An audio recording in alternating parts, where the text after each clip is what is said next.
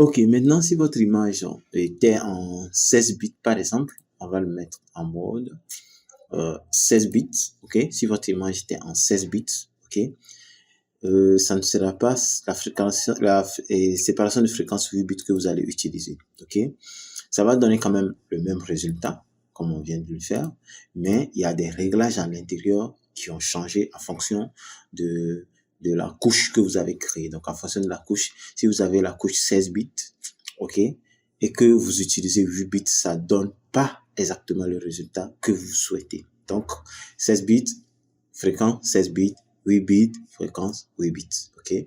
Bon, là, on est à 16 bits, normalement, fréquence 16 bits. Mais comment j'ai pu avoir les outils de 16 bits? Comme je vous avais déjà montré pour 8 bits, on va le faire aussi pour 16 bits. Ok, c'est pour ça, d'abord, je désactive ça.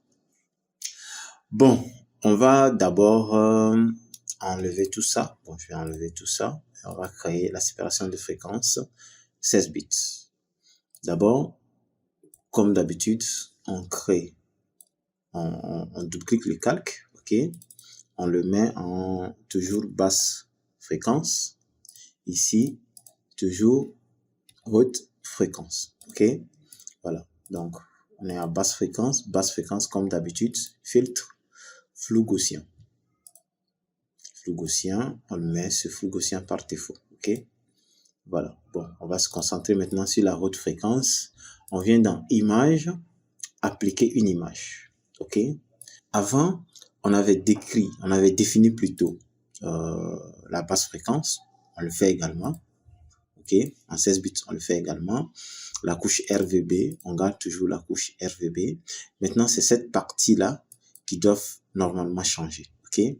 Au lieu de soustraction, ça va être additionné, ok.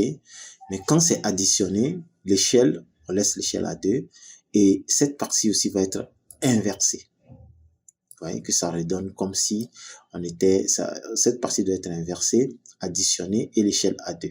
Ok, voilà, ça revient à peu près à 8 bits, mais de façon soustraction. Ok, voilà, donc c'est un peu un réglage technique qui permet de sortir un peu les hautes fréquences, qui permet de montrer à peu près les hautes fréquences et séparer aussi les basses fréquences. Donc ça, c'est la façon dont il faut créer celui de 16 bits validé, ok, et mettre comme accoutumé lumière tamisée. Désolé, lumière linéaire plutôt. Pas tamisée donne une résultat un peu bizarre. Lumière linéaire, ok.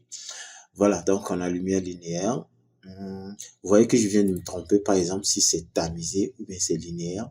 C'est pour ça que ces actions-là sont là pour ne pas vous distraire ou pour ne pas vous faire tromper. Vous cliquez juste, vous n'avez pas qu'à associer si c'est tamisé, si c'est lumière vive, si c'est lumière crue ou si c'est lumière ponctuelle ou vice versa.